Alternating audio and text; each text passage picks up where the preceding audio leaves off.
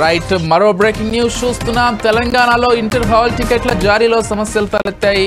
CGG portal మొరాయించింది. సాంకేతిక సమస్యతో అంతరాయం ఏర్పడినట్లు గుర్తించిన అధికారులు హాల్ టికెట్ లేకున్నా విద్యార్థులను పరీక్షలకు అనుమతించాలని ఇంటర్మీడియట్ బోర్డు ప్రకటించింది.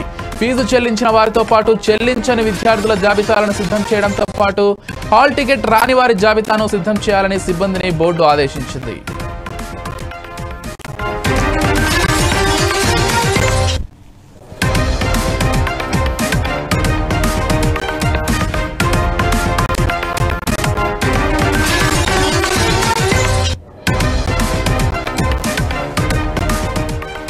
తెలంగాణలో ఇంటర్ హాల్ టికెట్ జారీలో సమస్యలు తలెత్తాయి. CGG portal మొరాయించింది.